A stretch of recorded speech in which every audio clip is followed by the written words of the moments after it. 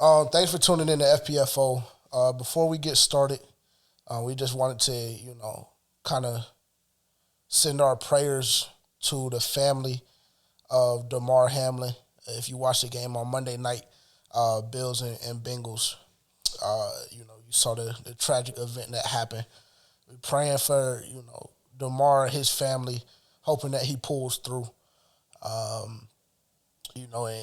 And really not just the family, but the players that were a part of the game and the fans. That's a huge that's something that has never really been seen before. So it's just tough, really, for everybody. So again, prayers, thoughts to his family. Damar, hoping that he pulls through. And yeah, man, it's just a tough situation. Terrence, would you like to say anything? Yeah, kind of what JJ said. Prayers to his family, the team, both teams, the fans that had to watch that. Something that we never really seen before. A very tragic event.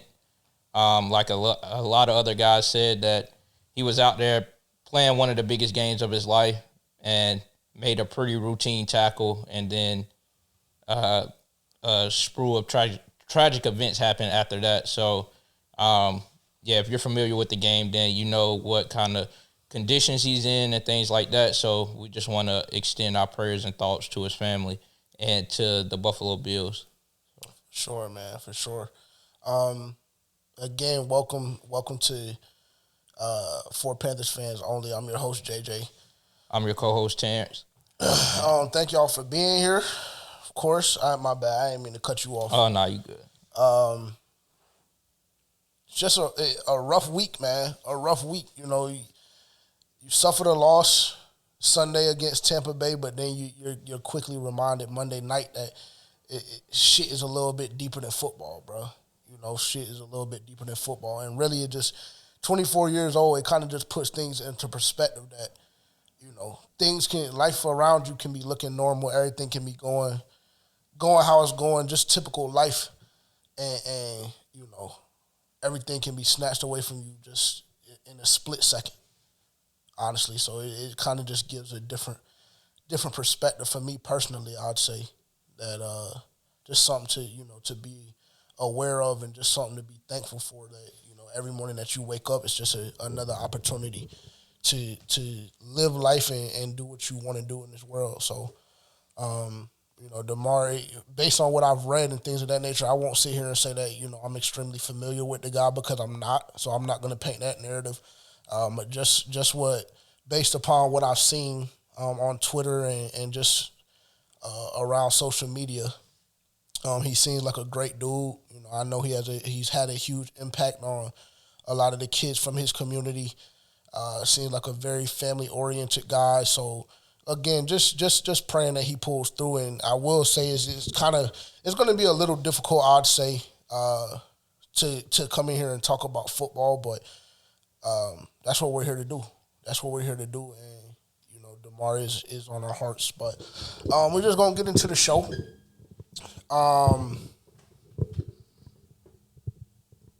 I'll be honest that I'm glad that we give ourselves the time that we do, Terrence, to kind of let emotions die down a little bit after the games that we watch sometimes with the Carolina Panthers. Because I'll be honest with y'all, and really, it wasn't really that bad for me. I'll be honest. It really wasn't that bad. Like, it wasn't as bad as I thought it would be. Because I really thought that if we lost Sunday, that I would be raging. That's really what I thought, like, just knowing myself. But it didn't go that way. Obviously, our season, not even, I was going to say in my opinion, but I won't even say in my opinion. I mean, our season ended Sunday. What was it? I don't even know what the final. What was the final? 30-24. 30-24. Suffered at the hands of Tom Brady. Suffered at the hands of Tom Brady. Season is wrapped up. And really just more so, this episode we'll dive into a lot for sure. We're going to dive into a lot, but I will say, and this is how I'll do my intro, I guess, for the show itself, and then I'll let you take over after that. For me personally, I'll say that I think the reason why I wasn't as emotional or as angry with the situation at hand is simply based on the fact that this team showed me a lot. Going through everything they've gone through as far as, teammates leaving, coaches leaving, different injuries, etc. To still be in that position speaks volumes about the men that are in that locker room. So that's where I will start. That's why I think it didn't hurt, or I wasn't as enraged as I felt I would be, or I typically would be, because just from a quick reflection point in that moment, it's just like, well, yeah, we lost. We lost to, arguably the greatest quarterback of all time, but this team was really in hell when Matt Rule, left after week 7, or was dismissed after week 6, excuse me. This team was in hell, and just to see the way that we were able to rally down the stretch to even look at it from a standpoint of like, okay, we haven't played meaningful football, and a lot of Panthers fans have been saying this, and it's true, because we haven't played meaningful football in January for about 4 or 5 years now. So that in itself speaks volumes about this team, in my opinion. That in itself speaks volumes to the job that Steve Wilks has done. No matter how you feel about, the way the game was coached Sunday and things of that nature. And, of course, we'll dive into that as time goes on this episode. But it speaks a lot. I will say I'm hurt. I am hurt. I thought that we were going to be able to get it done. I mean, I in my personal life, I know I've spoken to numerous people about a potential Panthers and Cowboys matchup. That was the matchup that I wanted. I wanted to, it was damn near a guarantee that we would be in the bank if that did occur. So, it did hurt.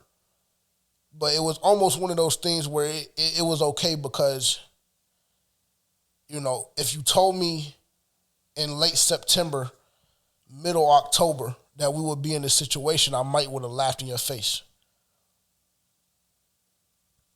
But just the fact that we were able to overcome the things that we faced, the adversity that we faced, the its that we faced, it speaks volumes about this team. So that's where I'm at with it today. How you feeling? Yeah, so I think, I initially didn't have the perspective that you just shared of why you didn't come in, enraged and things like that. Because I was pretty heated after the game, but I did calm down, and so I'm not going to spaz today. So your kids can probably stay in the room today. But, yeah, it was a very winnable football game, I would say. Absolutely. And so I think that's what made me more upset, to just see the way that we lost the game. Mm-hmm. But, I think I was able to extend a little bit of grace to the football team because of who we lost to. And I said that last week, that all of the stuff about the Bucs not having these players, not having that particular player, or how bad they've been playing all season, all of that goes out the window when you're playing against Tom Brady. Because in my opinion, he is the greatest quarterback that I've ever seen. And so when you take that into account, and when you've watched him throughout the years and seen the comebacks that he's made, seen the things that he's done when his back is against the wall, nothing is really ever a guarantee when you're playing Tom Brady. Yep. And I think he even said, I don't know how accurate this was, but he even said that this was like a championship level game before he even came into the game, because he knew that if so happened they were to lose this game, I personally think, and I think he was also thinking along these lines, there's no way we lose against the Saints next week. Fair enough. And so he was looking at it as a championship game as well, and I think he came in with that mindset. And to play against a Tom Brady with that kind of mindset is always going to be a tough game. And so, but I was more upset to how we lost. Me and JJ came in here plenty of times and said that if our defense can hold the team to 17 points, yep, then those are football games that we should win. Obviously, the final score was 30-24, but at a point we were up 14-0. We put up 24 points. So you hold them to 17 points, then your final score is 24-17, and you win that game. And there's a lot of moments throughout the game where we could have done that, but a lot of people being out in the secondary, a lot of guys that shouldn't be starting on the football team, should not be rostered. Yeah, maybe not even on a practice squad, things of that nature. They are out there going up against a Mike Evans and a Tom Brady. And so, to me, it was just written that, we were going to get embarrassed in that aspect of the game. And that's exactly what happened. Mike Evans had one of his biggest games of the season. Tom Brady had one of his biggest games of the season, throwing for over 400. Mike Evans had over 200 receiving. And that came to the hands of our cornerbacks. We were down J.C. Horn, Dante Jackson. Josh Norman didn't play as much as we thought he would. So, all of those factors, and that led to us eventually losing, of course, but it was a very winnable football game. So I think that's why I was more heated, and I just didn't see the proper adjustments made throughout the game that could have changed the outcome of the game. But, it is what it is. I am excited that, we had a positive season. If you look at it from a certain point, like you said, we started off with Matt Rule as the coach, and we were 1-5. Yeah. And then at the end of the season, we had a chance to fight for a playoff spot. And so I think that speaks volume to the team as well.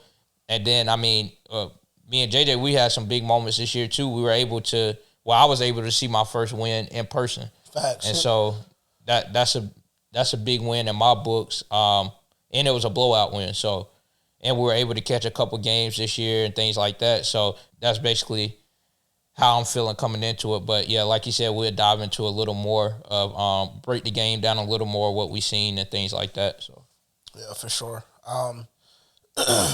Yeah, we definitely don't condone losing, and I'm gonna go ahead and apologize right now for the way I'm sounding. I'm a little under the weather right now. I'm not gonna sit here and lie and say that the Panthers didn't potentially contribute to that to a certain degree, but here we are. But yeah, like I said, man. I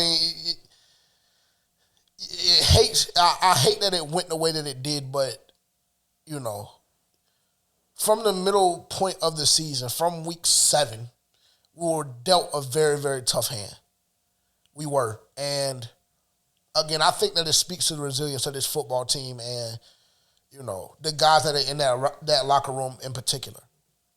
Because if I go, I can't even really give credit to the front office nor the owner in the sense that Steve Wilks let it slip about 3 or 4 weeks ago that the front office wanted to tank. So that's why I'm being very specific in saying the guys in that locker room. Because it would have been easy to shut everything down, and just give up and just quit and roll over and die. It would have been easy to do that. The fact that we didn't, it speaks volumes to me about the team, and I've garnered a different level of respect for the guys that are currently in the locker room. I'll be honest. 24-30 was the final against Tampa Bay and Raymond James. Sam Darnold, 23 of 37 for 341 yards, 3 touchdowns, 1 interception. He did have the fumble as well. Deontay, he had 1 or 2 fumbles? He had 2 fumbles, right? People were saying he had 2 fumbles. I remember one personally, the ball hitting him like in the shoulder pad that he wasn't ready for, and then he just didn't dive on it. Yeah. But I don't know, because I was trying to look for some more stats to see if he... Yeah, he had 2. He had the one before half. He had the one before half, and then he had the strip where Icky got, mauled. Oh, okay. At the end of the game. Okay. Yeah. So 3 turnovers for Sam Darnold. We're going to dive into that a little bit more as well, because that was, one of the things over the past month that we've been talking about he's done so well was protecting the football. Yep. So we'll take a look at how things went south there. Deontay Foreman, 13 carries for 35 yards.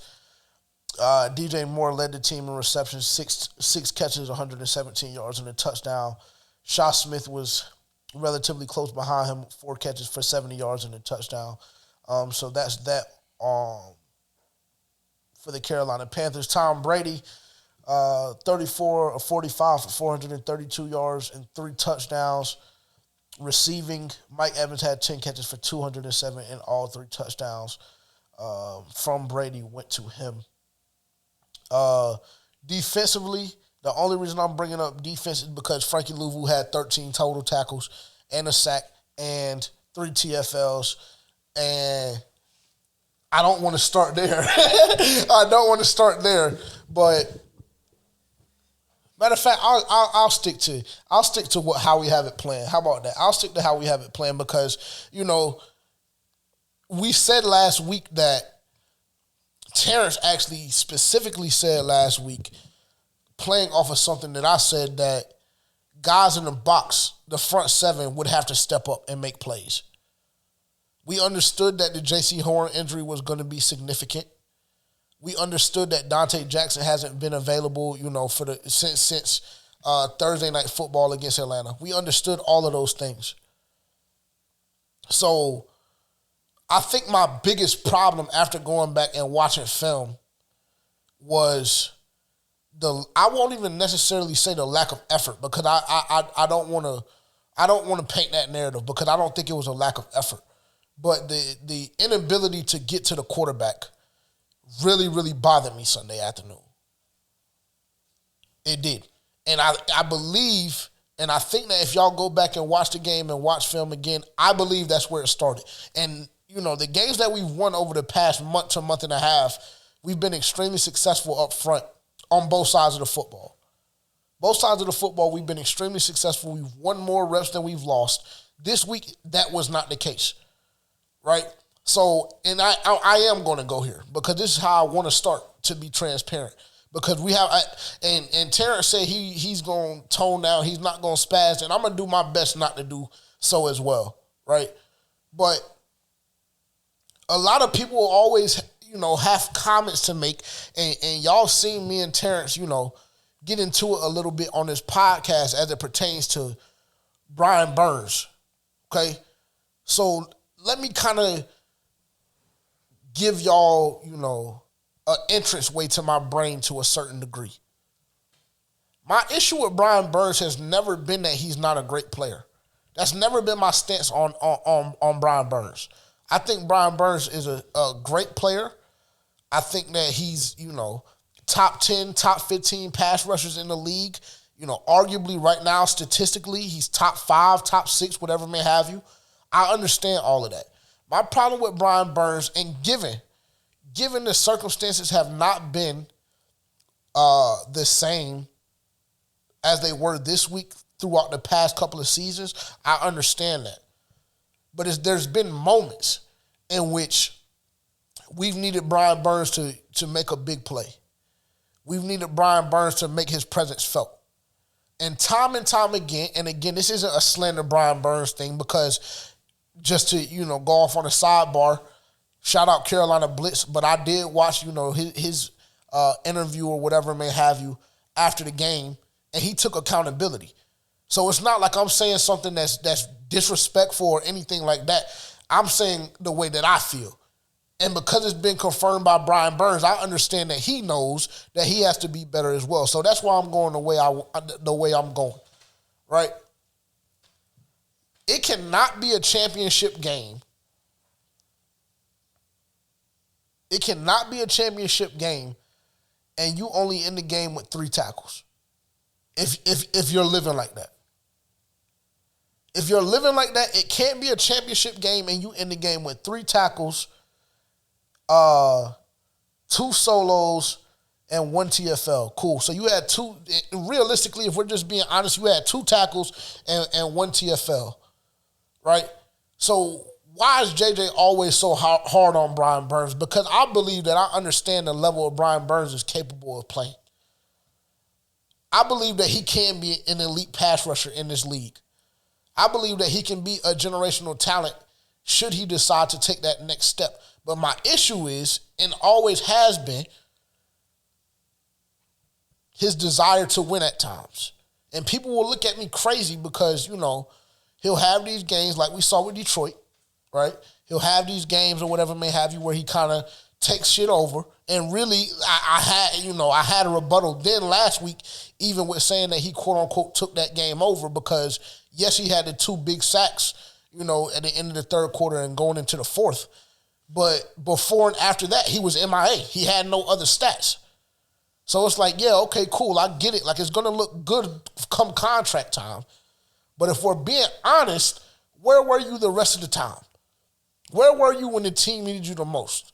What I can say about Brian Burns this season, and he completely debunked my whole leadership, problem the narrative that I tried to create last year and the beginning of this year. I will say that Brian Burns, I feel, is a phenomenal leader. I think that when he's going and when he's energized and when he's juiced up, the team follows. So I will say that. I was wrong in that sense. But again, my issue becomes when I have a slither of doubt about your will to win in my head.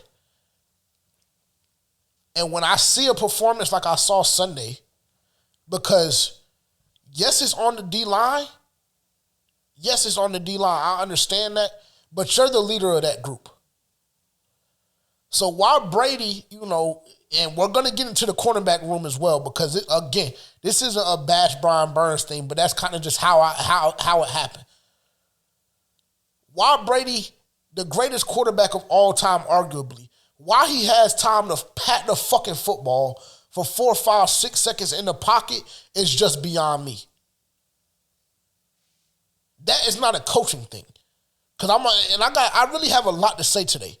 Because a lot of people have been chatting a lot on Twitter in regards to Steve Wilks as well. And I got something to say to y'all later on in the show. Because that's dumb it's dumb to me. I ain't gonna lie. I don't even know what we talking about for real, for real. My issue is, do you have the will to win?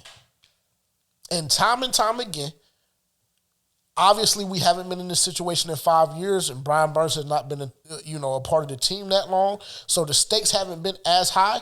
But again, in moments in his career, certain games in his career, I've seen Brian Burns go MIA when we needed him the most. I understand that you may get tired, long game, back and forth, dog fight. I understand that you may get tired. But in the fourth quarter with 8.5 minutes left, there's no way in hell that my $28.5, $29 million pass rusher is not on the field for 3 consecutive fucking plays.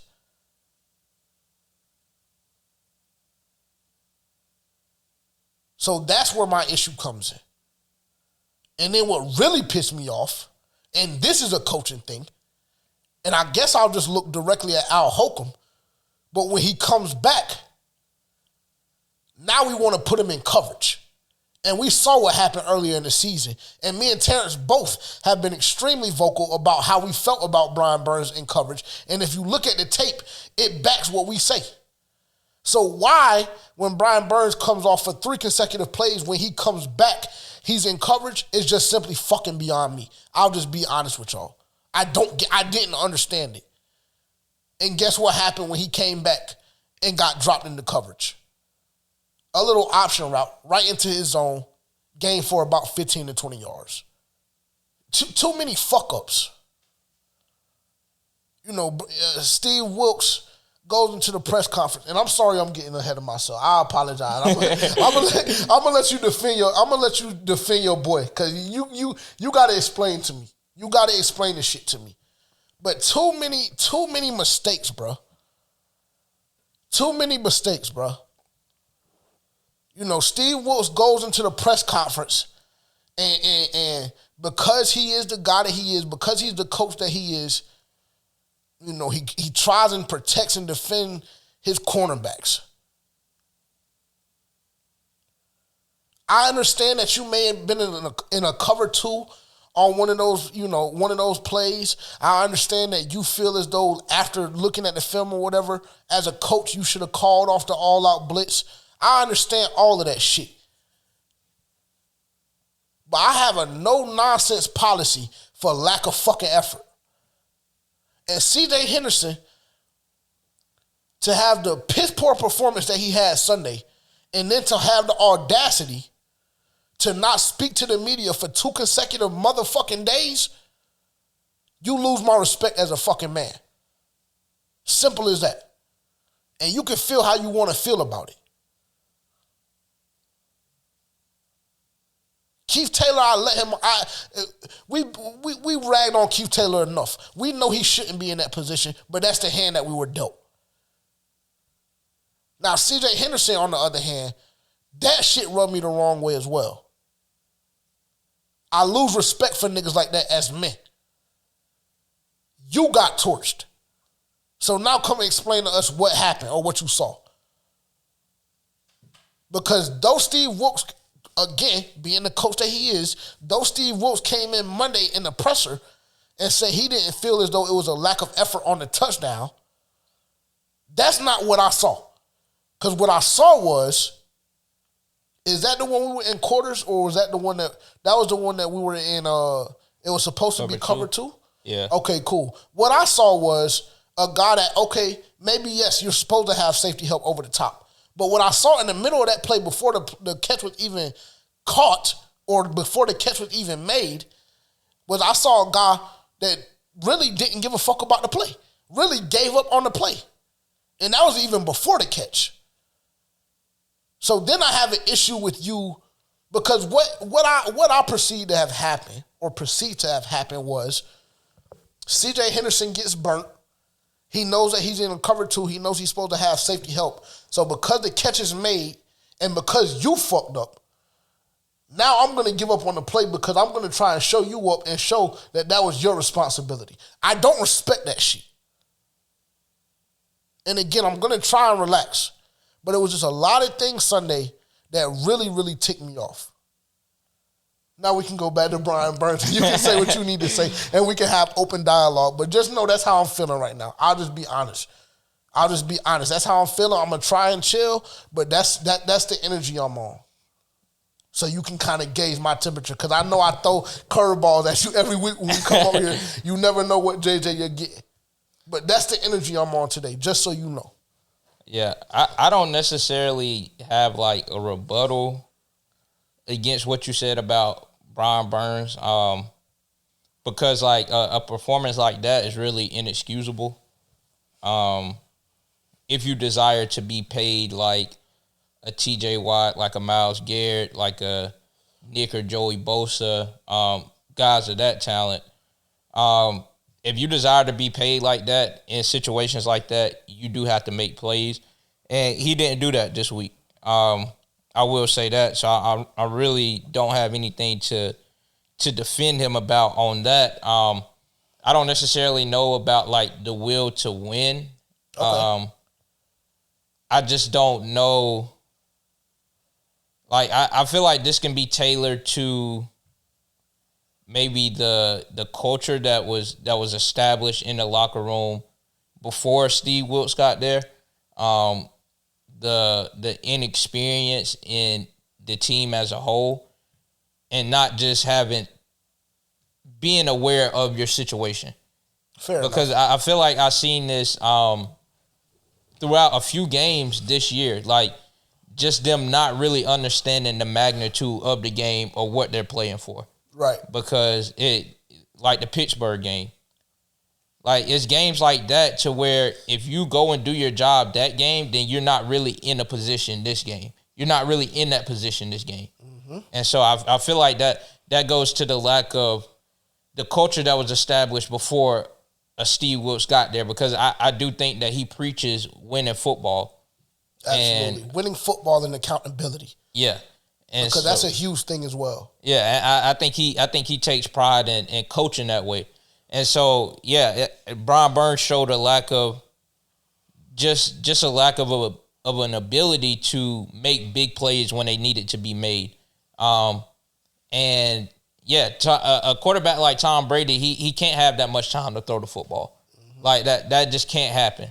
Especially when you know that you have guys in the secondary who aren't your starting guys. Right. Because your two starting corners are out. So in my mind, it's like I know that I have to go and be a demon up front so I can kind of help those guys out. Mm-hmm. And so I don't know if he went in with that attitude. I don't know if if the defense as a whole went in with that attitude. Because it was just, if you look at the stats, you can see that, I mean, Tom Brady was hit quite a few times. He was hurried quite a few times, but it was just a lack of ability for guys to get home. Yeah. To actually make a play, to get a sack, and to put them in terrible position.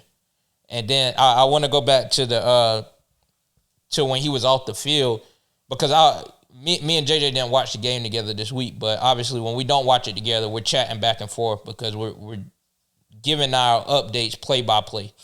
And so for sure. And so I was actually gonna I was in the middle of texting you like, why the fuck is Brian Burns not on the field? But as soon as I was about to send the text, he came back on the field because I was like, is he injured or what? Yeah. And then he comes back and he gets put in coverage where he just looks completely fucking lost. I mean, because, I don't get it, bro. Yeah, it's just not it's not his thing. Like he doesn't have the ability to be a coverage / hand in the dirt DN. Like he needs to do one or the other. Yep. Which he's better with his hands in the dirt every play. And so in that play, he didn't get deep enough in his zone, and they really just threw the shit right over his head. Yeah. Because he wasn't deep enough in the zone. And that goes to coaching. And yeah, the cornerbacks just look completely fucking lost. Just that was one of the most embarrassing performances that, and I know I said that the other week with Keith Taylor, but when you get two guys playing shitty ass coverage like that, then that's when I just really don't get it. I really don't understand. I don't understand how you're getting beat on go routes. Like that just really pisses me off because. And just to add, not to cut you off, but you're getting beat on go routes against a nigga that is not an elite route runner. Yeah, and it's not killing you with speed. Yeah, yes. And so that's what really confused me, especially because if you're in because one of those plays, Steve Wilks, he said that it was a quarters defense, right? Yes. And so in a quarters defense, you don't even actually really have to play football to know what the fuck a quarters defense is. Like, I mean, if you even just play Madden and click cover 4 quarters, then nigga, you know that like 4 of the guys in the secondary are playing deep. Yep. So I really don't understand how you get beat on a touchdown that long in a quarters defense. So I don't know if that just comes from a lack of coaching or just a lack of guys just not like willingly not doing their fucking job. And so I really didn't understand that. And so I was really confused about the whole defensive playbook this week. And to me, I didn't see enough adjustments made on that side of the ball to really correct any mistakes. Like, there was not any adjustments that came in from the defensive coordinator that said, hey, he's only throwing the ball to one fucking person. He's beating us with one person. Yep. How are we going to stop this guy? Yep. And I really don't understand that, because then it goes down to where the fuck was Xavier Woods? Where was Jeremy Chin? Yep. Like, if y'all are the safeties and y'all are supposed to roll over the top to help, I don't understand where y'all are at, because if I'm a defensive coordinator, there's no way I'm going into this game and I'm like, oh, I'm going to play Mike Evans one-on-one with a Keith Taylor. I'm going to play Mike Evans one-on-one with a C.J. Henderson. That's just not going to happen. That's not even my train of thought at all. Yep. And so I really don't understand how on none of those plays that there wasn't any safety help over the top. Because, like, I mean, a quarters defense, you're playing zone. Yeah. Like, somebody has to have their zone, and that it was just a lack of that. And so, to me, and just to chime in, but then it's not necessarily a coaching thing though. You can't look at the coaches. Now Steve Wilks, like I said, he took responsibility for the all-out blitz. But if you're in the quarters and you get beat deep as a cornerback on a go route to an outside receiver, that's your fault. Yeah, that responsibility lands on your shoulder. If you're in a cover 2 and the safety doesn't execute well enough to come over the top and help, then that's on the players. Yeah. It's a lack of execution. So I can't even really necessarily look at coaching in that sense. Yeah. I mean, I guess when you think of it like that, it just really pissed me off that it just seemed like C.J. Henderson came out there with a mindset of I don't give a fuck. Yeah. Like yes. He came out with a fucking mindset. I don't know if he was told that he getting cut. I don't know if he was told that he wouldn't be here next year. I don't know. But he came out in this game with a just fucking attitude. Because obviously we've been on C.J. Henderson's ass all year. But we would be delusional to say that there has not been games that C.J. Henderson has played like a decent cornerback. Absolutely. And so I know that he is capable of playing up to that caliber and has enough common sense to know that I'm not going to get beat deep by Mike Evans. And so for me to just sit there and just let this man burn me downfield twice is just completely unacceptable. And so, yeah, that is one thing that just really pissed me off during the game, honestly. And that's where a lot of my frustration came in, that because guys just wasn't executing. They wasn't on the same page, given the magnitude of what you were playing for. Guys just wasn't on the same page. And I might be getting a little bit ahead of myself now, but this is where I have a problem with Steve Wilks. Okay, it's because you ran away from the type of play style that has gotten us thus far. You ran away from that. Deontay Foreman didn't have 20 carries, even though he might have not been doing anything. He didn't have 20 carries. Chuba, had 3 carries? Let me check. So we're giving the right information. Yes, he had 3 carries. Chuba had 3 carries. Deontay Foreman had 13. And so it was just stuff like that. It's like, I don't really understand why we're running away from that. Like, given at the beginning of the game, the play action was working, the passing was working. We get up 14-0. But in that same breath, that's not our style of football. We know that. That's not what we're best at. We're best at putting the ball on the ground, running through the defense. That's what we're best at. And that's what Steve Wilks takes pride in. So I was completely caught off guard of why we went away from that. Because it coming into the game, it seems like that wasn't even the game plan anymore. Because we started off with a play action pass. Which, there's nothing wrong with that because they probably think we're running the ball first play because that's typically what we do. And the box is loaded and, everything like that. Yeah. I mean, we both know that there's a lot that goes into it. Yeah. But I'm with you. And so you just completely run away from that, and it's just like, what was your thought process in calling this game? And I think that is something that really backfired on us because now. And not trying to take any blame off of Sam Darnold, but now you're putting him in situations to fuck up. And I think a lot of people have problems with that. I was listening to a couple guys talk and listening to some reports, and a big knock on Sam Darnold coming into the NFL was that he makes mistakes. Like he makes too many mistakes. Right. But me, if I'm the coach and I know that my team is designed to be a heavy run team, and I know I have a quarterback that's quote unquote not my quarterback going forward, who's not my future, then I'm not gonna put him in situations to fuck up. Like, I'm not gonna put this game in his hands and be like, here, go and fuck it up. Right. I'm gonna take that pressure off of him by running the ball, by throwing these little short dink and dunk routes. And we completely went away from that. So that's what really confused me about the coaching of Steve Wilks. And I know Ben McAdoo plays a heavy part in that because he is the offensive coordinator. But I also have to give blame to Steve Wilks because this is your team. And so that's something that I was very confused about. Fair enough. Since we're here, I mean, we can get into it. We'll stay here for a little while. I agree with everything that you just said. First and foremost, I want to say that Sam Darnold played a hell of a game. And I understand that he had the 3 turnovers. I really do. I really, really do. The turnovers that occurred, we can go through those, and then we'll go right back to Steve Wilks. But I want to make it known that I know I was extremely tough on Sam Darnold last year as a whole. Sam Darnold came in. He played his role this year, and he did extremely well. He came in into this game, the 3 turnovers that he had. We look at the interception. We have what we want, and it's a missed throw. He just didn't throw the football well. Yeah. And that happens. That happens. I understand. I know this is how the game goes. That's going to happen. So I'm not pissed at him about that. The fumble before half, you're trying to do too much. Yeah.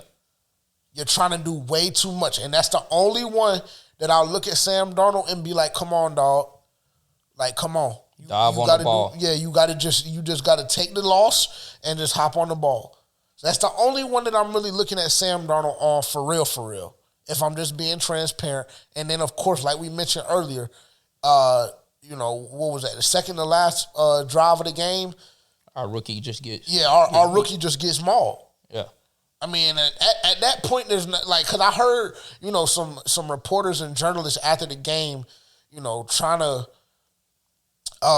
skew Sam or Steve Wilks, to kind of trying to put responsibility on him solely on his shoulders. And Sam had to break it down like, nah, this is what happened here and this is what happened here. And on that play, Icky just got mauled. There's no other way to say it. Yeah. Back to Steve Wilks. And I say all of that because you said as a head coach, you can't put that quarterback that has had those issues in the past in that position. I agree with that to a certain degree. And the only reason why I say to a certain degree is because I feel like Sam Darnold played a hell of a game. He had his best game of the season since he returned from injury. He even all the way down to the last second of the game, he had us in a position to win. Now, as far as Steve Wilks goes, I don't know why we didn't run the football. I understand that they have 7 in the box, 6, 7, 8 in the box, whatever. I don't care. Because like you said, what got us here? When have we been the most successful offensively? And that has been on the ground. So I had an issue with that. Another thing I had an issue with, and this, again, I don't want to, this pod is not designed to just blast niggas. Excuse me, let me say that differently. This is not designed to blast people or put responsibility solely on this guy or whatever may have you. There's a lot of blame. If we want to play the blame game, there's a lot of blame to go around. There's a lot of blame to go around. We're just talking about the game and breaking it down.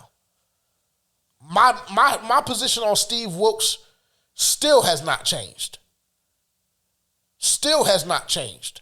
Now, where y'all's issue comes in, and where I will say, okay, cool, I'm on y'all's side of the fence this go around. The run game. I don't like that we went away. Because you say you want to get Deontay 20 to 25 touches a game. There was no point at this game where it was out of hand or where we had to throw the football until, the last 2.5, 3 minutes of the fourth quarter. So I don't like the fact that we went away from the run game, like you just said. I agree with you.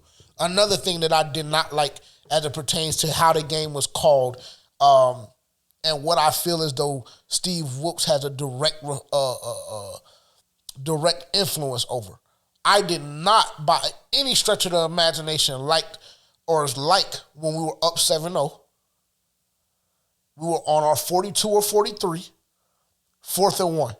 Now, I get the play before, you attempting to hand the ball off to Deontay, and he gets stopped at the line of scrimmage or maybe lost a half a yard or whatever may have you. I understand that. But you have to show me that you can do that again. As a head coach, you have to show me that you can do that again. And 7-0, I'm trying to put Brady in the dirt. So I did not like that. It seemed as though, and this has been a knock on Steve Wilks, and it hasn't shown his head to me as vividly as it did this week because the game was of the magnitude that it was, right?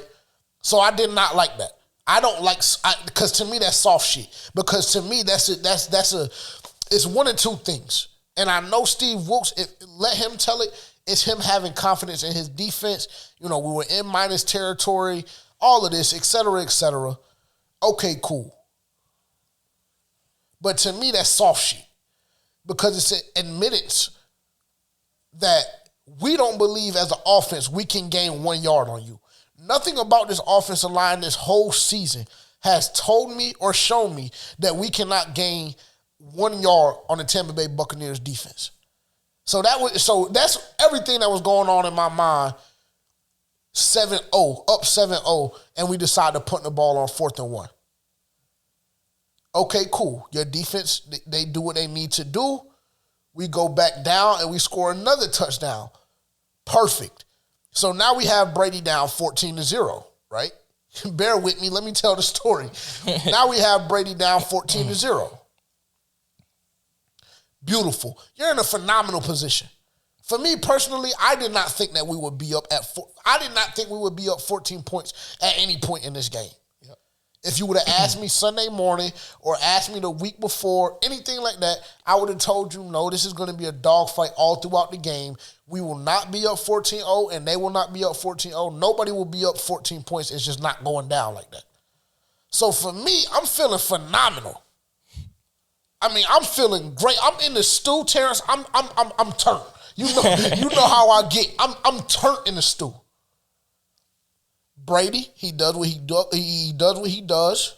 Starts marching down the field. They get a pop play, a big play to Chris Godwin. My boy Dunk, shout out Dunk, Sam Franklin. Peanut punch. Let's go the other way.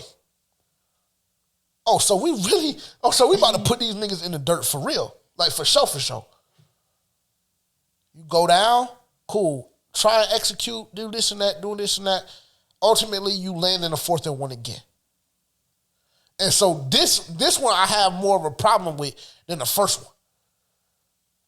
Because 7-0, I understand that it's Brady and he's all, like Steve Wilks said Monday, he's already in field goal range if you go for it on a 42 or 43.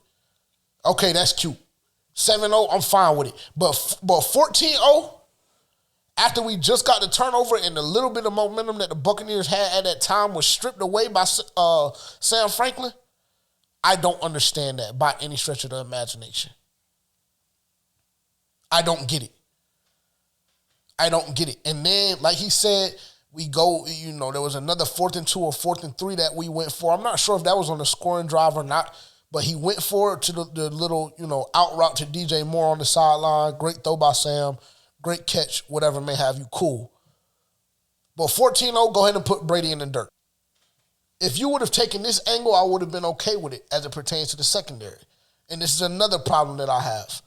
Because we spoke on the fact that why did your team feel comfortable enough a couple of weeks ago that after they had a letdown against Atlanta, they felt comfortable enough to come out against Cincinnati and play like dog shit?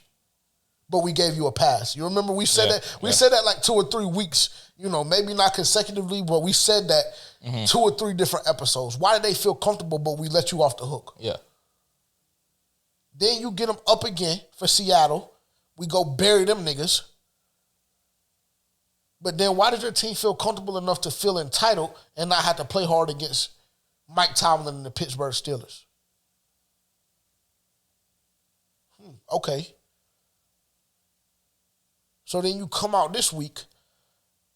Why are your guys not in the right mindset to execute a simple cover 2 and to simply not give up on the play? Given, I think that that's a C.J. Henderson problem. And I want him gone.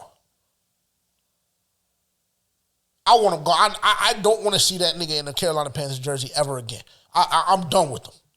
Because the little bit of respect that you could have maintained from JJ's perspective was lost. And it wasn't because of anything you did on the field, given you did get absolutely torched. And I won't even say it wasn't because of anything, because that's about 20 to 30% of it. But it would have stayed at 20 or 30% if you would have spoken to the media after. And even if you don't speak to them a day after directly, or excuse me, the second after, directly after the game, I understand. But you owe us an explanation the day after. So I think that specific thing is an individual problem. And especially, they said that they talked to him. I think they talked to him prior to the game, and they were in agreement that he was going to talk to the media afterwards. Yes, I saw that. So then you went back on your fucking word. Right. because you got torched. Yeah. And that's to nobody else's fault but yours. Nobody else's fault but yours. The C.J. Henderson play, that was an individual thing. The one where he just gave up on the play. Because I believe he gave up on the play. Same. Steve Wilks can say whatever the fuck he wants to say about that. I think that he gave up on the play. And I think if we poll Panthers fans around the nation what they think, I bet you about 75 or 80% of them believe that he gave up on the play. Because that's what the film shows me. Yeah. But again, why aren't your guys in the right mindset to know what they got to do and understand their assignment and execute? Now, the all-out blitz, we just didn't get there. Just that simple. We ain't get there. Okay, cool. We got burnt. Cool. But why are we not in the mindset to understand that quarter defense, we cannot get beat deep? And why are we in the mindset to understand, not in the mindset to understand that in cover 2, I got to roll over top? I don't get it. So I don't want y'all to think, and Terrence, I don't want you to think this either. I don't want y'all to think that I'm just a blind follower of Steve Wilks, because that's not by any stretch of the imagination the case. Do I feel as though Steve Wilks is still the man for the job given we lost the game Sunday? Absolutely. And my issue comes in with this fan base, and I always challenge this fan base. You know how I give it up, because you know how I feel about them a lot of the times. My issue with this fan base is that everybody just gets so emotional. Everybody just gets so emotional and just starts jumping to conclusions. So you're telling me because this dude lost one game and really, if you just look at it from an execution standpoint, it seems as though most of the time everybody was in the right position to make a play or were told to be in the right position. So you're telling me because of a lack of execution that he doesn't deserve the job anymore? Okay, cool. I guess. I don't know. Like I said, I think it's a very, very emotional time right now to be a Carolina Panthers fan. You know, I think that loss did a huge number on the fan base and just everything that we had momentum-wise going into the season or going to the end of the season, obviously, given that our last 3 weeks consecutively have been NFC South Championship games as far as I'm concerned. And you had to win every single one of them. But, so let me ask you, since we're here, let me ask you this. Did that loss, in your opinion, change your view on what we should do head coaching wise? Yeah, personally, me, I don't think it changes my stance on him getting a fair shot as being the next head coach of the Carolina Panthers. And I personally don't have a problem if we go in that direction, because I truly believe that if you give Steve Wilks a full season, that we wouldn't have been in the position that we were in, given how bad the NFC South is. Absolutely. Or how bad they were this year, because I don't necessarily think that – I don't know if we'll have another year where a division is this bad. So Fair enough. Yeah, but I don't think that if you give Steve Wilks this whole season, given what the NFC South looked like, I think that we will for sure be in the playoffs. Honestly. I agree. But, I mean, I also don't fault you for looking at different avenues as it pertains to a head coach. But, yeah, I don't think that should take away from him getting a fair shot, because I've even, I'm tapped in with, the Facebook side of the Panthers fans. And like I was telling you earlier, it was guys saying that, this particular game, his stock went down. And I'm like, I don't understand why, because like I told you, we gave a college coach 7 years. We signed his contract for 7 years, and he failed to get us above 500.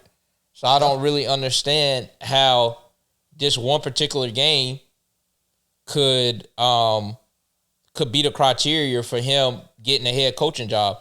I don't understand how the criteria will be him getting us into the playoffs. Because if you look at it, it's not a lot of teams that will start 1-5 and make the playoffs. That's typically not how it goes. Right. And so to put that kind of expectation on a guy that is in a running for head coach is completely bullshit, and it's just completely unfair. So all in all, I think that Steve Wilks should get his shot. I really do. And I think that when you have your star players coming out and saying, hey, this is the coach that we want to play for. Right. And when you look, if you've been watching this team throughout the year and you see how they have progressed with a changing of the head coach, if you see how they responded, if you see the level that they play with now versus how they played in the beginning of the year, then I think that is a direct reflection of the head coach, of who's running the show in the locker room. And so Steve Wilks has his guys bought in. He has players wanting to play for him. He has them bought into his system, to his play style. And I just think that he holds guys accountable more than what Matt Rule did. And so I think that with that being said, that he should get his fair shot. Obviously, we can sit here and nitpick about things that we think he doesn't do well, but we can do that about any coach. Yeah, 1,000%. And so I think that it's completely unfair that he got put in this position and then we're like, oh, I don't know if he should be the next head coach. Because it's like I said earlier, a lot of coaches wouldn't have even responded in this manner. It would have been easy for Steve Wilks to roll over and die and say, I mean, this season is fucked. Yeah. Like, it would have been very easy to do that. And he had people in his ear in the front office talking about tanking. It would have been easy for him to abide by those rules or what those guys were saying. But he took matters into his own hands and said, I mean, I'm not a losing coach. Like, this is not the way I'm going to run my team. And I think that by him turning the program around the way he did in such a short span of time, that you can't sit here and tell me that didn't bring more fans to the games. Because it was nobody in the fucking stands when at the beginning of the year. Yeah. When we were 1-5. And so you can't tell me that from an owner's standpoint that didn't generate more income, that didn't bring more fans to the games, that didn't give more, I mean, just have players bought in more. Like, Steve Wilks came in here and he done that. And so he should definitely get his fair shot. And so I think it's really unfair for fans to let their emotions take over off of this one game and just be like, he shouldn't get a head coaching job. Because I said before, and I say it now, that, I mean, with this kind of record, no team should be in the playoffs with the record that we have. Yep, you have said so, that. I mean, it's even a blessing that he was able to have us compete for a playoff spot with the record that we have. And so, I mean, like I said, it's completely unfair to say that he shouldn't have his shot at head coach, and that this particular game has brought his stock down to as far as him getting a head coaching job. But like I said, I'm not mad at you for looking at other avenues. If you want to bring in, what's his name? Jim Harbaugh, yeah. Yeah, if you want to look at Jim Harbaugh, if you want to look at a Sean Payton, if you want to look at a DeMeco Ryans or any of those guys like that, guys that are going to be looking for head coaching positions, established guys around the league, guys that you see have the ability to win football games, Steve Wilks is in that very same conversation because he has done that this year. Yeah. So, I mean, he should get his fair shot going forward. Yeah. And something else I just want, everybody to think about, all the fan base as a whole really is this isn't Steve Wilks' coaching staff. This isn't Steve Wilks' roster. And Steve Wilks started 1-5. So just playing off of your point and re-emphasizing my earlier point, the fact that we were even able to make it this far speaks volumes about the coach that he is. You have guys that are, willing to stand behind this dude so much to go in front of national media like we saw Derek Brown last week do, come out and say, like, yeah, this is who we want our future head coach to be. Like, it ain't no ifs, ands, or buts about it. And my thing is, when I start hearing the players talk like that, that just confirms everything that I feel in my heart, that this is the guy that deserves the job, because this is the guy that they'll play for. Right? This is the dude that they'll play for. So once you start weeding the guys out like C.J. Henderson and Robbie Anderson and guys like that, once you get those guys gone and you have a locker room full of guys that buy into what's going on, and you give Steve Wilks a whole off season, and you give Steve Wilks even a percentage of the power that you gave Matt Rule, I think this team looks completely different. I agree. All of that being said, Mark Ryan came out on Twitter and said, and I quote, "An informed source tells me Steve Wilks at this point is unlikely to be the next Carolina Panthers head coach. Same source tells me Dave Tepper has an affinity for 49ers coach or defensive coordinator, DeMeco Ryans." I have an issue with that. Because, like I said, your players are telling, and I hate that we do this every week with Dave Tepper. I really do. Yeah. And it's always me. Right? And it's always me. It's always me. But Dave Tepper seems to have an issue with listening to his players. You know, the video that was posted on the Instagram yesterday that, you know, we got in the Detroit thing, like, it was cute. Like, it was good for the look, right? But if you look into the deeper meaning of the conversation, it was just like me as a fan coming to you as an owner and telling you, bro, listen to your players, dog.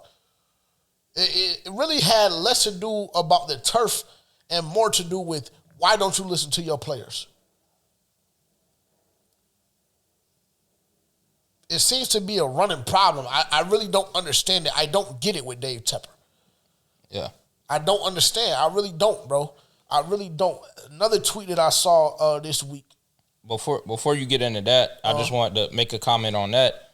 And then, like, it obviously in that video you can't hear any sound, but if you know the trajectory of the conversation that I overheard JJ having, or the conversation that JJ had with Dave Tepper, was specifically about the turf and putting grass back in the stadium. And then the week after the game, the other team is filing a grievance with the NFL because the turf was so fucking hard during the game that like it was almost unbearable for players to play on. Right. And so that just speaks not to cut you off. And see, my issue is you think that you're the smartest person in the room. Yeah. You think that you're the smartest person in the room. And I know that I'm nobody to you, Dave Tepper. I know that I'm nobody to you. But you, in conversation, you know, get in defensive mode and start throwing all of these stats at me. Okay, that's cool. But you're not the one that has to go out on that field every Sunday and play these games that are paying your bills. So I don't understand. Continue. My apology. Apology. I completely agree, but I'm just saying it just goes to show that, I mean, what we're saying is not bullshit. Like, it's just not being made up. Yeah. Like, the things that we're saying aren't being made up because they always seem to come to fruition after we state it here. Like, there's always something that seems to come up to back our point. And that was just a direct correlation to the conversation that you had with Dave Tepper. Because right after, then that comes out. And so that's something else that we have to deal with. But Dave, your players have been telling you this all along. Yep. They want grass back in the stadium. Yep. Your players with their lack of effort on the field after the first 3 weeks of the season was telling you that Matt Rule needs to be gone. Yeah. And it took you a while to do that. And you see where that left us. And now we have to have this conversation about where our next head coach is coming from. Yep. So, I mean, all of this shit just really ties together, but all of it stems from one problem, and that's Dave Tepper. not to unfortunately. necessarily always be bashing the guy, but I mean, it is what it is. It's real though. I mean, it's real, bro. Like we have to bring the real to the forefront. It's real, bro. Well versed in the business world, this and that.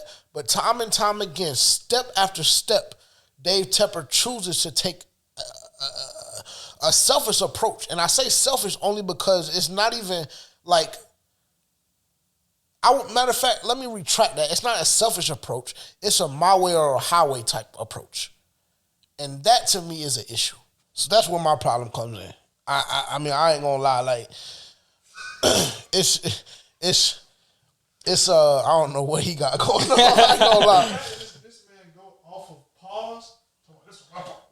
Yeah, I mean, it's real rap. Like, I don't know what to tell you. Like, that's just what it is. Like, that's my problem with Dave Tepper. If y'all want me to just be honest, Dave, if you just so happen to care, that's my issue with you. You don't listen to your players. You don't listen to your fan base. The game day experience is not family friendly. I mean, the list goes on and on, really, if you want me to be transparent.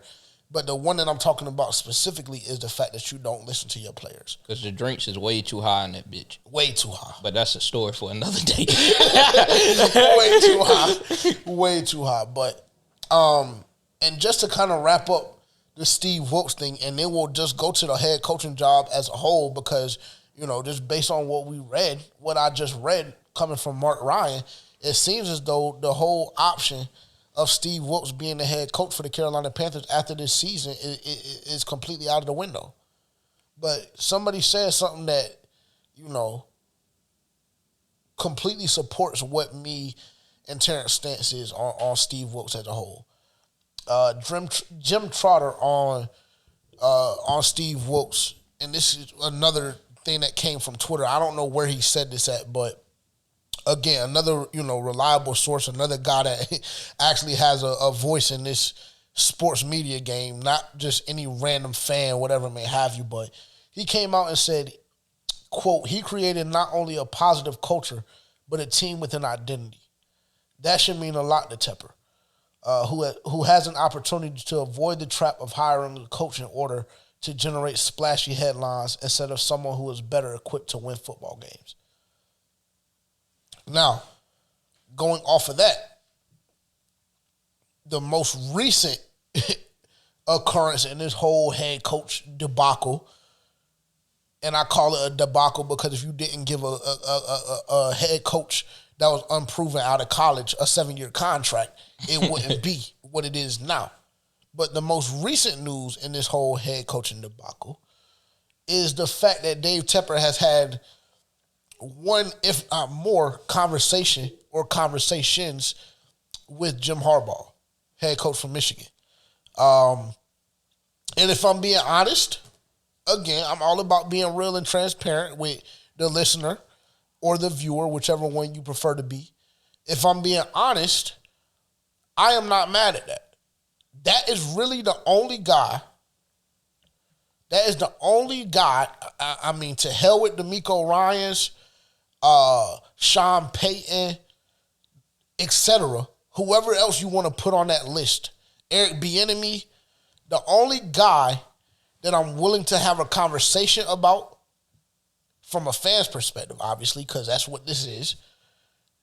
The only guy that falls on that list for me is Jim Harbaugh. That's the only guy. And this whole narrative, again, this fan base is extremely uninformed at times, and it really pisses me off because it makes us all look like jackasses. Honestly. Just extremely uninformed. So, when I go on Twitter and I just see people talking about Dave Tepper is going to mess this up again with getting a college coach, a college coach, this and that. I'm sorry, Jim Harbaugh is an NFL vet. Jim Harbaugh has experience on the coaching side of things in the NFL. So, no, this is not even remotely close to another Matt Rule situation. It's not. Again, Jim Harbaugh is the only name on the list for me that I'm even considering other than Steve Wilks. And even then, the deal has to be something that I'm okay with. Because if you try and go 8, 9, 10 years or 7 years like you did with Matt Rule, I'm hesitant once again. But the situation with Jim Harbaugh, don't compare Jim Harbaugh and Matt Rule, because this shit ain't the same. Jim Harbaugh is different. I ain't gonna lie to you. Well, let me see what my stats were. NFL record 44-19-1. Has coached at the NFL level for 4 seasons and never had a losing record. Oh, and by the way, took the San Francisco 49ers to 3 NFC championship games. And when he did that, he made 1 Super Bowl appearance. So he ain't Matt Rule. So the fan base, y'all cut that out too, because that's blowing me. Again, I have beef with this fan base. I swear to God, I ain't gonna lie. The Carolina Panthers fan base is just so uninformed and so emotional at times. It really just pisses me off, honestly. But if I'm being honest, that is the only list that I'm taking a look at on the name. Or that is the only name, on the list that I'm willing to even give a shot. And I was not completely mad and distraught about that name being brought up, having conversations with Dave Tepper. I'm okay with that. How do you feel? Yeah, so, and also, if you want to compare him to Matt Rule, I mean, he took his team to what Michigan was in the college football playoffs this year. Obviously, they lost. But, I mean, did Matt Rule do that at Baylor? What you think? So, I mean, but, I mean, I don't have a problem with it. And I told you earlier that I'm not really familiar with Jim Harbaugh. So, I mean, I guess my only question is for you, because you're probably more informed. Well, you are more informed on this situation than I am. So, what was his reasoning for going back to coaching a college job or to taking a college job? Honestly, I really don't know. I'm not sure if it was just a expiration thing with the 49ers and he just got that opportunity or what. But, I mean, I really don't know. And I don't want to give you misinformation. But what I know is it wasn't because he was a bad coach. Like, you know what I'm saying? It wasn't a Nick Saban occurrence. Yeah. Like, it wasn't like he was just dog shit and his teams were getting drugged. Like, I don't know if it was just a better opportunity for his family or what, but that's just how it ended up playing out. And according to his agent and a lot of sources that's close to him, that it's a guarantee that he leaves Michigan and returns back to the NFL, whether it be with the Panthers or another organization. Yeah, and I think that his record is proven in the NFL based off of what you just read out. Like, his record is proven, so how could anyone be mad with that? But like you said, the fans on Twitter have been very vocal about them not wanting him, and Dave said the same thing on Facebook as well. And I haven't done any research on him, so I wasn't really in a position to fight against it. But, I mean, he's a proven head coach, so, I mean, that's better than what we've had in the past in a Matt Rule. So I wouldn't be mad at them giving him a shot or even exploring that opportunity. But, yeah, that's really all I have to say on the situation because I don't really know much about the guy. Yeah. But I don't have a problem with that at all, honestly. Yeah, I mean, like I said, I don't know. I really don't know. I don't know. It wasn't, I'll reemphasize the point, it wasn't a Nick Saban or Urban Meyer type ordeal. It wasn't. Like, I don't know if it was because, you know, better family opportunity. I really just don't know. Yeah. I really don't know. Only thing I know is that he coached in the NFL for 4 years, and what he did as a head coach coming up from the college ranks was extremely impressive. Yeah. Was extremely impressive. And he's the only one. I'm going to say this like 5 more times. He's the only one that I'm even considering as a fan being happy about, or as a front office if I'm Dave Tepper and whoever else helps him make that decision. He's the only person that I'm taking a look at, you know, with any really true, with any real opportunity to replace Steve Wilks. Because if I can't get Jim Harbaugh, I'm sticking with Steve Wilks. You give him a little 3 or 4 year deal and let it be what it is. Let it be what it is. I mean, you understand your players want to play for him. You've seen what the result that he's been able to, produce on the field. Given every coach has something that you can nitpick about, but it's either Steve Wilks or Jim Harbaugh. It's really I swear to God, let me tell y'all this right now. Now, I've been trying to cut back on everything, like with me amping on the pod and the profanity usage and everything like that. But I promise to God, if I see another name other than Jim Harbaugh or Steve Wilks, y'all see a different side of me. The last year, JJ. He'll make a return. I swear to God. And I'm going to spaz. Those are the only two names. That's it. That's it. The list is very, very short for JJ. Now, I can't remember, maybe, a month and a half or so ago, I think that we were giving D'Amico Ryans the time of day. There were a couple of other names that we had a conversation about. But from that point to now, Steve Wilks has sold me. I don't care what the fan base thinks. I don't care how y'all feel about it. Steve Wilks has sold me. Because a lot of I'm not even going to go there. I'm not even going to go there. Because I understand and I know why a lot of y'all don't want Steve Wilks to be our head coach. But like you said, that's a different conversation for another day. Because I understand that. Yeah. If we keeping it 100. And I think I mentioned that to you today. Right. Right. Yeah. So we understand that if we keep it in 1,000, because I know how some of y'all get, for sure. Let's move on before we get canceled. Really, there's no other place to go. I mean, we can talk about the game a little bit more. Let's give them 5 or 10 more minutes about the game, because we kind of veered off a little bit. But it's just a conversation that needed to be had, and I hope that it was informative. Another problem, just to even build the narrative even more for Steve Wilks haters.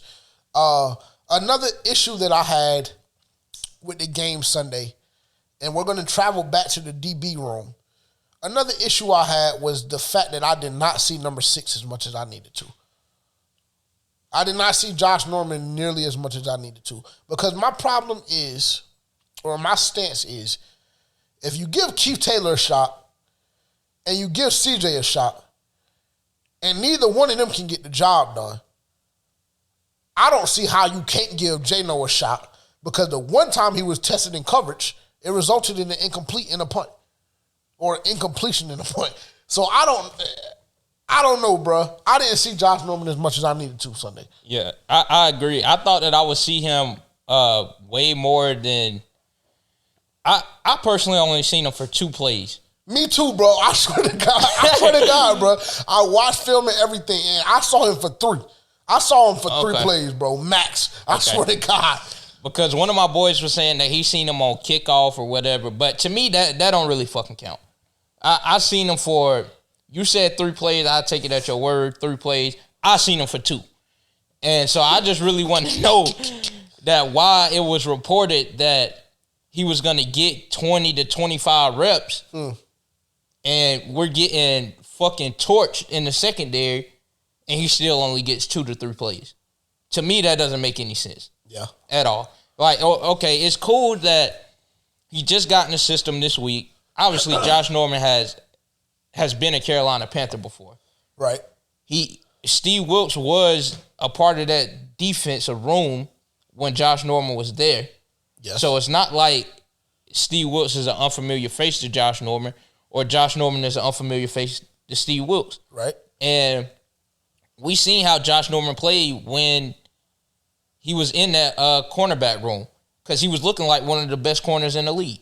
Facts. And that's the reason he left, because he wanted more money and we didn't want to pay him. Facts. And so my thing is his ability. Obviously, he's gotten up there in age a little bit. He's been out a little bit. But, I mean, like you said, if we're going to get those other guys a shot, and they're not doing shit with it, then why didn't he get more opportunities? Right. And so I didn't get when Steve Wilks went in there and said he played 11 snaps. Yeah, he said he played 11. But yeah, I didn't see 11. So I mean, I'm not saying that Steve Wilks is a liar by any stretch of the imagination, but I didn't see number 6 on the field for no more than 3 plays, bro. I'm not gonna lie to you. Like, yeah, if we're talking about kickoff and punt return and shit like that, I mean, that's cute. That's cute, but like your corners are getting torched, and you brought him in because JC got hurt. Yeah. So I'm confused. That was me personally. Yeah. I didn't get it. And even the announcers had said something about, oh, this is only his second play on the field. And so I'm like, I know I'm not fucking tripping. Right. Like, I was like, right. As long as everybody is seeing the same game as me, I know I'm not tripping. So I really didn't understand why I only seen him for 2 or 3 plays. But, I mean, to go off of that, this is something that I wanted to mention. We have corners in J.C. Horn and Dante Jackson. And to me, J.C. is a dog. To me, J.C. is one of the best corners in the league. Just in the short amount of time that he's been in the league. Yep. But with that, he has been injured for a majority of his career, it seems like. Yeah. And Dante Jackson has also battled injuries throughout his career. Yep. And so to me, I'm just like, I mean, I've never been too high on Dante Jackson like you have. Yeah. And so this shouldn't even be a surprise coming from me. But, I mean, when does that register that we need to go look for another lockdown corner? Because I'm fine with keeping JC. I don't like the fact that he gets injured. I know injuries happen. There are things that you can't really avoid when it comes to sports. So I'm aware of that. Things do happen. He broke his wrist this year. Did he break his ankle last year? Yeah, he broke his foot last year. He broke his foot last year. Yeah. And so those are just two tough injuries that it's really hard to come back from within the season, like within that season. But that really hurts the team. Yeah, because absolutely. then we have to go and give guys a shot like C.J. Henderson and Keith Taylor, and then we get a performance how we got Sunday. And then with Keith Taylor, we get a performance how we got against Pittsburgh. Yeah. So that leaves us really ass out, especially if we're going to be playing for – I expect us to be playing for in big games come next year. Like, I don't expect us to be a team that look like a team under Matt Rule. And so if we're going to be that team, then we need guys who are going to be on the field. And personally, me, I mean, in the coaching mindset, obviously I'm not a coach, but I do like to think that I have somewhat of a coaching mindset because I do have a lot of knowledge of the game. So do you. And so to me, I want to have guys that are available. Yes. And so for me, for you to make an impact on my team, I need you to be available. And if you're not available, then that's a problem. Yep. So I guess my question would be to you, what does that look like in your head? Like, what direction should we go? If we should go in the direction of getting another corner, or how does that look? Because we're both in agreement that we can't put C.J. Henderson and Keith Taylor back on the fucking field. We just can't afford that. Yeah. Because we've seen that we suffered 2 big losses because of that. Obviously, those losses are not solely on them, but they played a big part in the outcome of the game. Yes. And so, and what does that look like going forward? I mean, if we're being honest, I think that we tried to add that depth by adding C.J. Henderson. we tried to do it this season, because Dante he suffered a couple of injuries this year. Obviously, the major one being the torn Achilles, but the C.J. Henderson move was supposed to be that guy where, okay, cool, you can be a cornerback too because JC is on the field, and if JC goes down, then you can elevate your game to a cornerback 1. So I think we tried this year. With that being said, obviously it did not work out. So I mean, inevitably at this point you have one or two options. You can try and stick it out with Keith Taylor because Keith Taylor is a young guy. I think this is his second year, if I'm not mistaken. Yeah. So you can try and stick it out with him and try and develop him and see if he makes any progress. I know a lot of fans, including myself and including you, do not want to see that happen. I mean, I hate to give up on a guy after only 2 years, but I think that I don't think that he's capable of playing at an elite level in the biggest league of football on planet Earth. I don't think that he is capable of doing that. Now, if you tell me he's going to be a starting cornerback in the Arena Football League or the CFL or something like that, with all due respect to the guys that play in those leagues as well, because those are rare talents in themselves as well, I can understand that. But as far as him being a good enough corner to play on a professional level in the NFL, he's not living like that. He's not. So that is one route that you go if you're Scott Fitterer or whoever the new head coach and or GM may or may not be. You can try and go sign somebody, but the way guys are getting paid now, I don't know if you have the cap space to do that. Yeah. I don't know if you have the ability to do that. That's something that we're going to have to look into more so this offseason and looking at guys' contracts and things of that nature. But I don't know if you can go and get a guy like, I don't even know. I don't even know who you would get because I'm not familiar with the cornerback market right now. I know James Bradbury is on that list, and I know for a damn sure you're not going to get him because you don't have enough. You don't have enough money to do that. Why does it seem like we give away all the good talent? Like, just let them walk. Because James Bradbury has been a very big part of that Eagles defense. Yeah. And if you watch Rasul Douglas play, he having shit in Green Bay. For sure. I will say that. And I like sure. Rasul when he was here. Yeah. I didn't think he was necessarily a terrible corner, so I don't understand why we went away from that. But I don't know, bro. If you try and get into the mind of the front office that we currently have and the one that we've had prior, you'll drive yourself crazy. I really have no idea. Like, I don't know. But as just kind of circling back to your question, I really don't know where we go. And then, of course, option 3 would be to draft a cornerback, which I think that's probably what's going to end up happening. Now, with Dante suffering a torn Achilles, we don't know how long that's going to take him to recover. So I don't know if you're comfortable enough with rolling out JC and Keith Taylor or CJ Henderson on that opposite side of JC. you shouldn't be comfortable with that. I don't think you should be either. So in that regard, I think that I would try, if I'm the GM and or head coach, I'm going to try to go get a cornerback from the free agent pool. That's just me. Let's just take a quick look here, and then we'll move on. Let's see who's going to be available this offseason, because like I said, I know James Bradbury is on that list. But I don't think that's reasonable to feel as though you're going to get him. I don't. But then again, I said the same thing with Josh Jacobs, and then, we saw how disgruntled he looked. Yeah. After the game, so who knows? And then that's a deeper, darker conversation, because now it's like, okay, yeah, you forgot you got to pay Deontay, or you got to go get somebody else. So now that's more money that's going out. So let's take a look. Marcus Peters, who will be available. Bradley Roby, the cornerback from New Orleans, he will be available. James Bradbury will be available. Anthony Brown from Dallas, who, I just don't necessarily think that I'm willing to take that chance on him.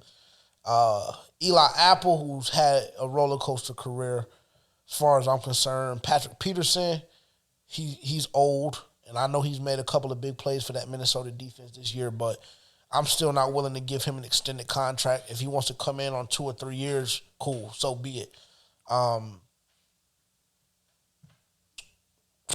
That's really it, bro. That's really it. Like, I'm looking at this list, but that's really the only cornerbacks that'll come in and make an immediate impact and be ready to go in that starting role. So draft it is. So draft it is. Unless, and this might sound crazy. You're going to think that I'm crazy, and you're just going to be on my top about this one.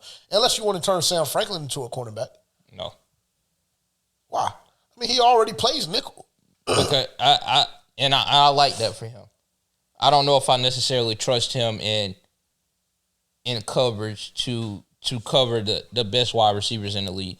I think that what he did this past week in coming in, making a tackle, forcing a big fumble as they were marching. Yeah. I think that's a perfect role for Sam Franklin.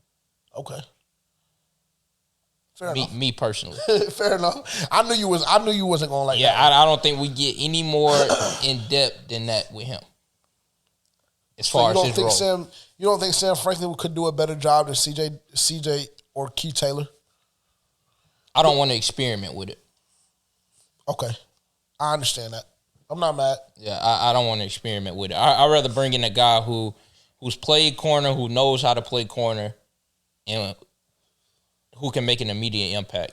I don't want to have to teach a guy to go down that road of getting him prepared to switch into that role. Okay. I get it. But I like Sam Franklin. I like the position that he plays. I like the role that he plays with the team. Yeah.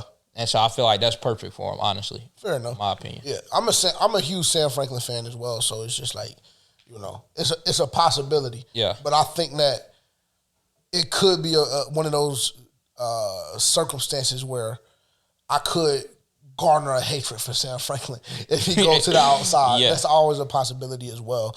All I know is that Dunk got that dog in him for sure. Yeah, I'll fuck with Sam. I'll fuck with Sam. Facts. Wrapping up here.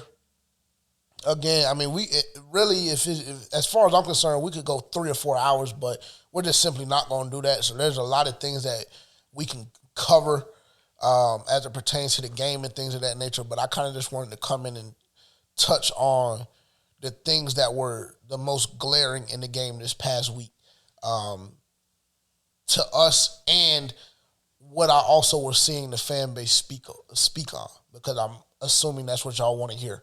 So that's kind of the direction that we're going in as far as it goes today.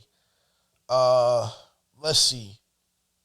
We kind of touched on I kind of touched on Sam Darnold earlier.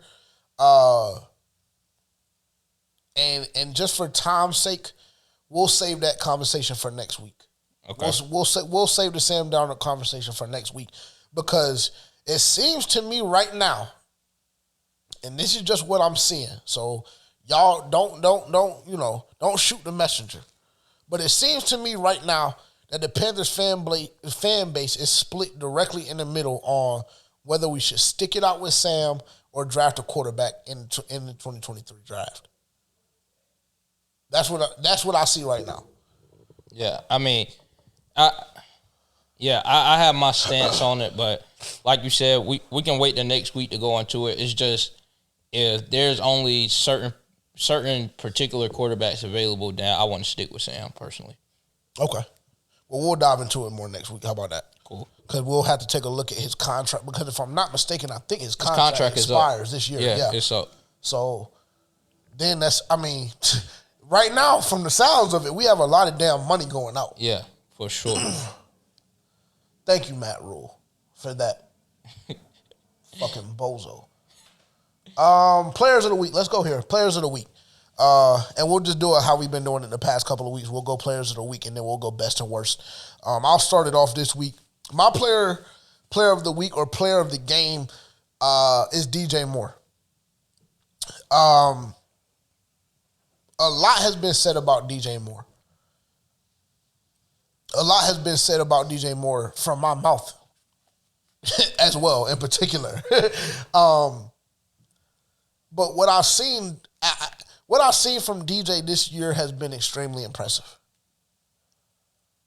If I'm not mistaken, he's 122 yards away from hitting that century mark once again.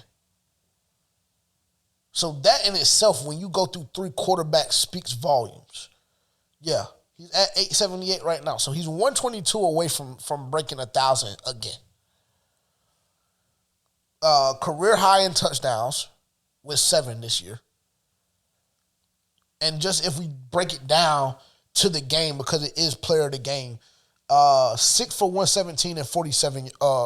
6 for 117 and 1 touchdown. His long reception being the 47-yard bomb down the middle, down the sideline from Sam Darnold.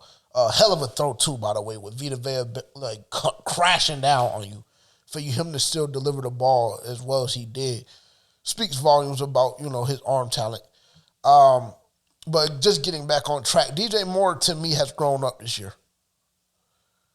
I thought that Steve Smith was gassing him on draft night. I wasn't, I think, if I'm not mistaken, it was him and Calvin Ridley, right? That came out of that class. If I'm not mistaken, I wanted Calvin Ridley. Actually, no, it's not. If I'm not mistaken, I wanted to draft Calvin Ridley. So to see Steve Smith on draft night speak as highly as he did with DJ Moore, he already came in under pressure to me. Yeah. And I'm just speaking from my perspective.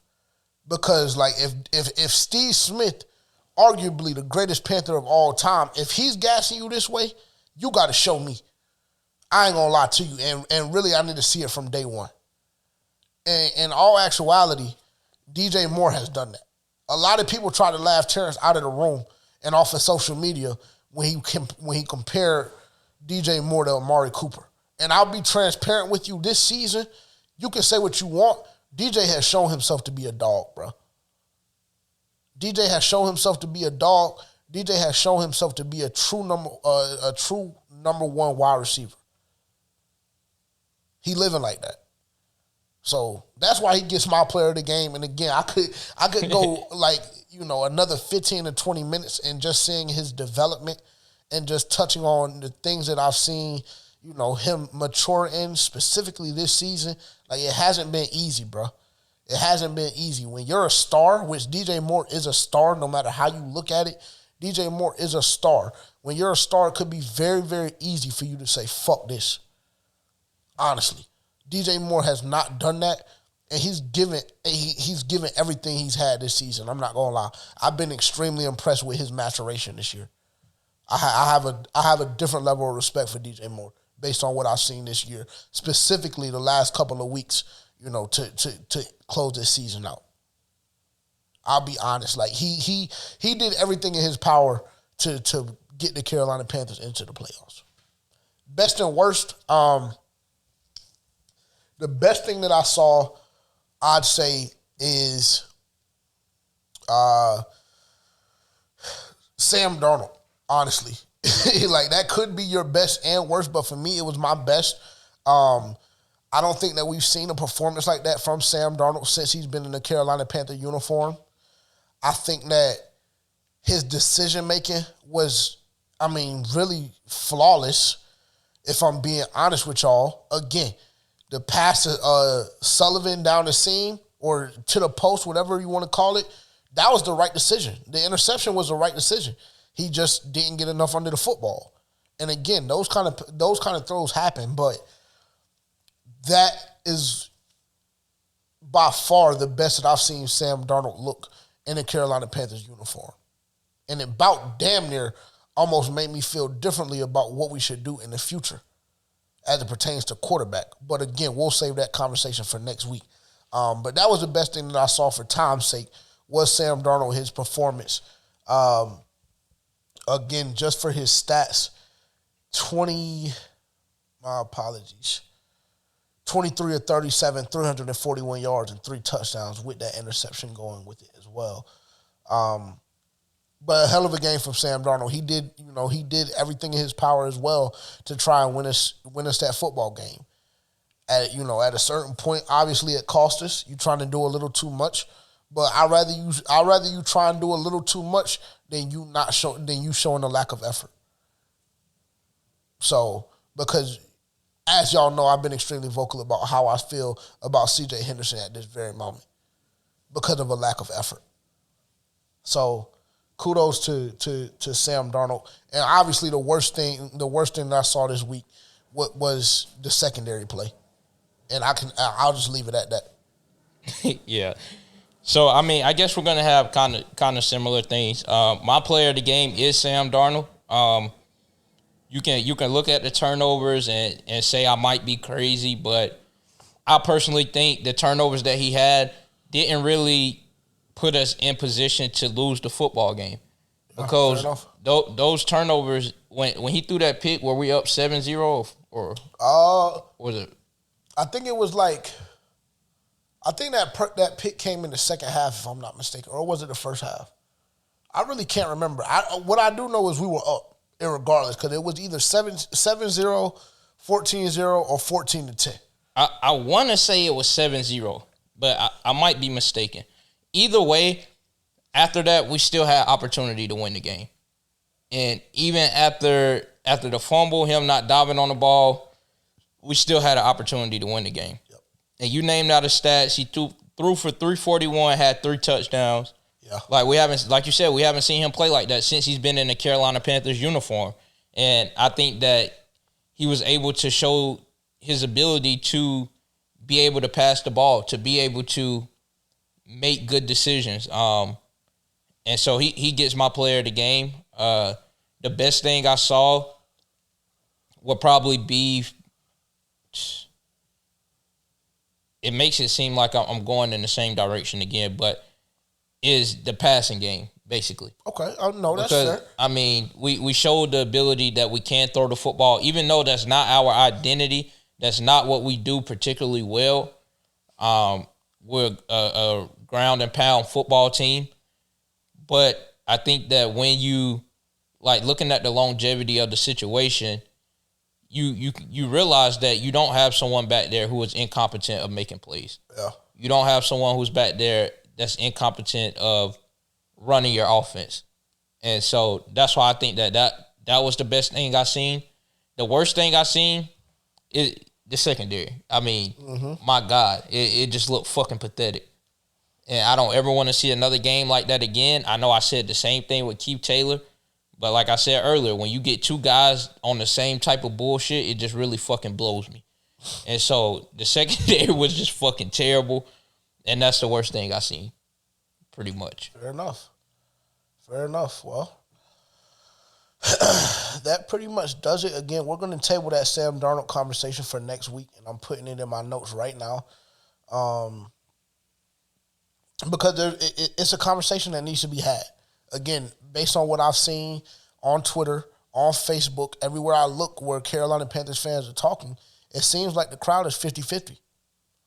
I'll be honest. You either want to stay with Sam Darnold or you want to draft a quarterback. Now, who that quarterback will be is still yet to be determined because we don't know how these guys' stocks will go up and down throughout the offseason up until draft night.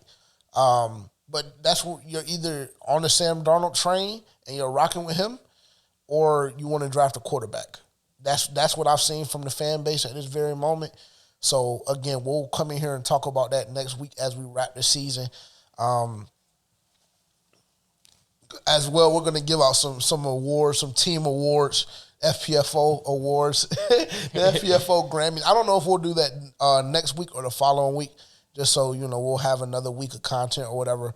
But yeah, man, unfortunately, again, like, hell of a year, though. I will say, like, even with all of the bullshit, even with everything that has gone into it, with the players that we've lost, the head coaching job, everything, like, it was a hell of a year. It was a hell of a year. Like, sometimes it sucks being a Panthers fan. Yeah. And that's just, I think that when in moments like that, it just shows your fandom for real. Like, if you really, really rocking with the squad or not, like, this shit hurts.